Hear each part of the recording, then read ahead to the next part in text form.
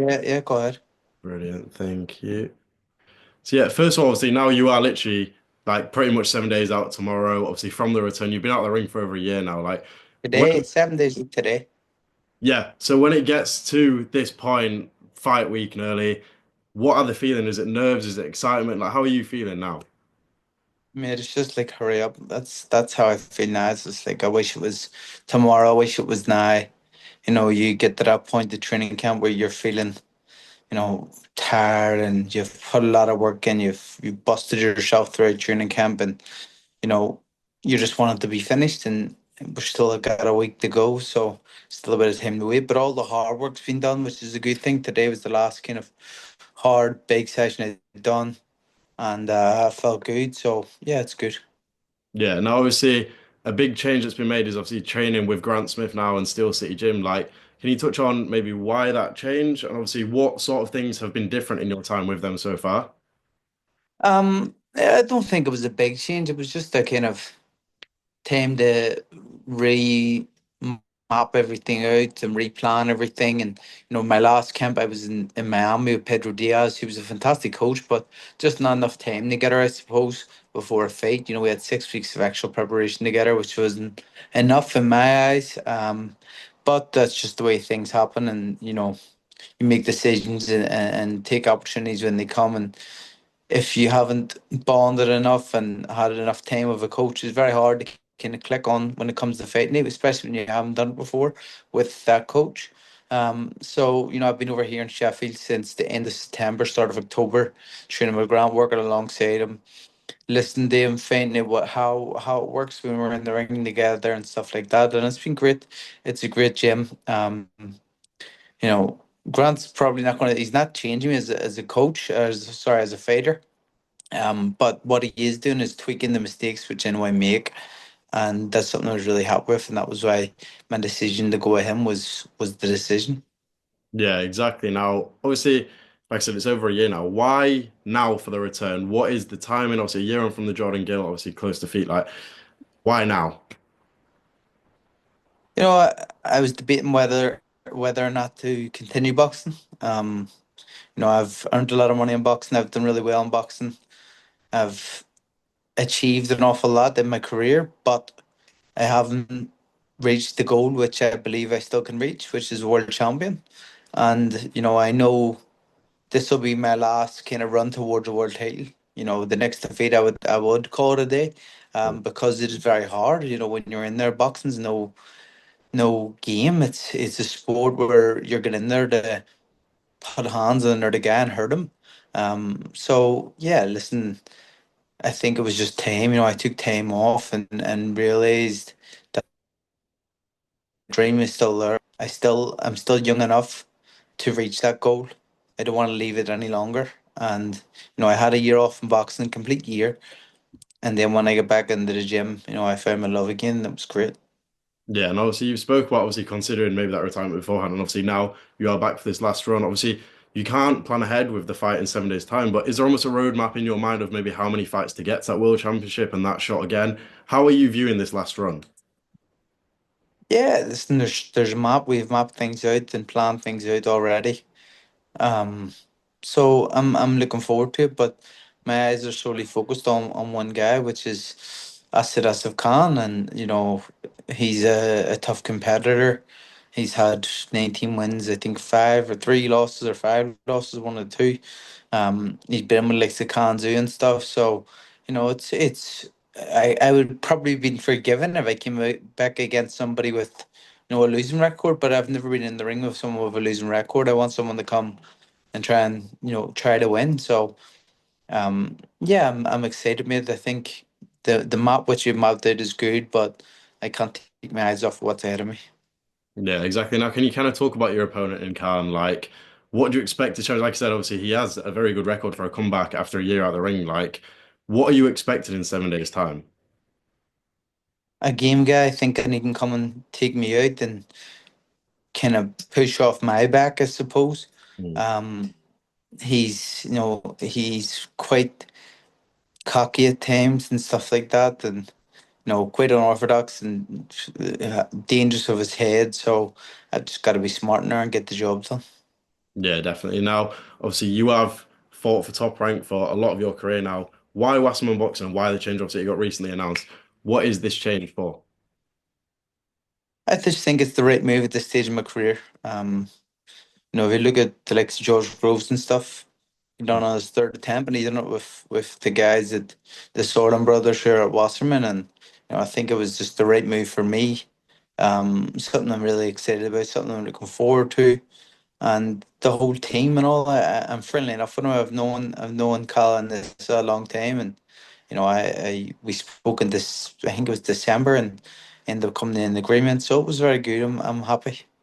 Yeah. Now, like, obviously, you did miss out on the world title shot. Like, is there almost something different in your mind now? A different approach, maybe? Like, what is the aim almost on how you're going to make this a reality now?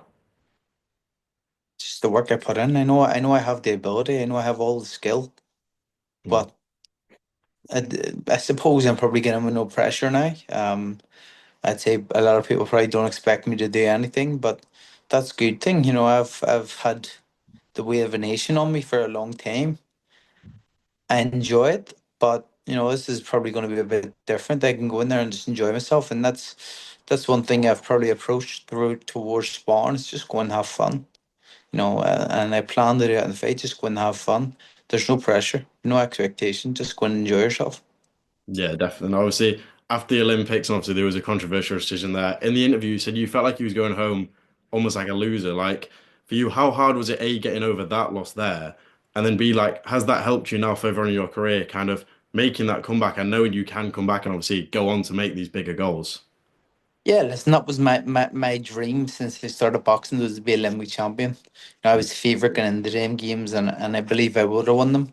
But I still would have had two more hard fights to come up after that fight, so who knows what would have happened. But that's probably been the best thing that's happened in my career because it pushed me into like superstardom and a big name worldwide before I'd even for a professional punch, and probably helped me earn an awful lot of money. So yeah, that was if I could go back and change it, I wouldn't because that was meant to happen and it happened for a reason. And it showed me that, you know, even at your lowest point, you can come back much stronger. Yeah, definitely. I was going to touch on that kind of like how much would you say kind of that infamous interview obviously helped you push on to stardom? Like how important for a boxer, obviously inside the ring performing, but also outside of the ring really growing your name, how important is that for up and coming fighters?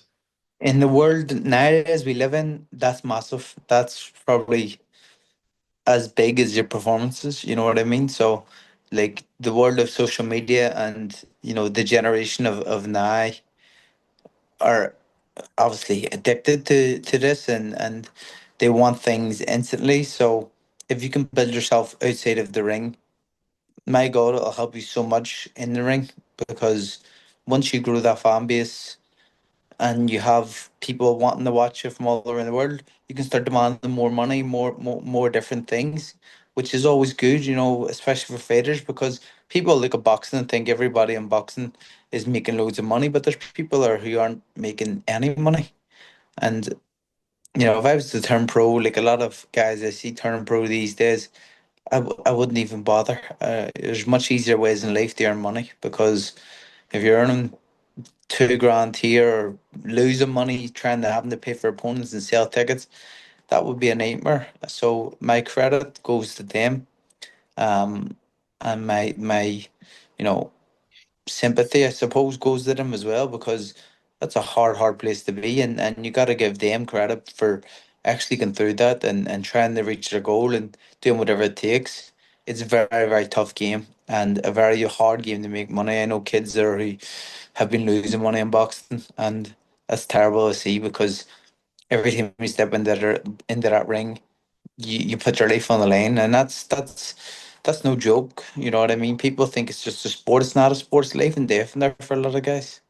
Yeah, exactly. And obviously, the boxing world continues to change, especially obviously since the Saudi investment. Now, for you seeing this, almost seeing the best fight, the best non-stop now, we are seeing the fights that we've always wanted. For you as a Yeah. fighter coming back, does that almost make it not easy, but for you to reach this goal quicker almost? How are you seeing these matchups getting made a lot quicker than they maybe would in the past? Is this good for you? Yeah, of course, it's good. I think it's good for boxing in general, not just me. I think everybody is benefiting off this. You see the likes of Josh Padley, who has been over last minute both times or late replacement both times, and he went over and put on performances both times, albeit lost against Shakur, but was in there for a long time against probably one of the future pound for pound stars. So you got to give Turkey and all those guys over in Saudi credit for being able to do this, and even when people lose, they're still giving them opportunities. So it's fantastic. It's great for boxing. I'm glad now that I suppose the Mayweather era of the O is gone, um, because people can lose and come back. It doesn't really matter. Um, and he's for it seems so far anyway that he has the fighter's best interest at heart, and making sure they're well paid, because boxing, as I say, is a very hard game. So if you're not getting paid well, is there really a point? It's very, very tough, and it's a very small percentage that ever really make any money. Yeah, exactly. And obviously, yourself, you've headlined huge nights in Belfast, and I'm assuming you wanted to get back to that. Now, we've got a big fight week, obviously, with Crocker versus Donovan. Is there almost a prediction there for you? How do you see that one going? Obviously, a massive fight for the boxing itself. It's a great fight. It's a great fight. Two great kids, two very talented kids. Lewis definitely punches harder. Mm. Paddy's record probably shows he does, but Lewis Crocker. I spoke to Adam Booth when he came over and trained with me for a while, and Booth says pound for pound the hardest puncher he's ever had on the pads. Bigger than David Hay, bigger than George Groves, bigger than Andy Lee. This guy can really, really punch.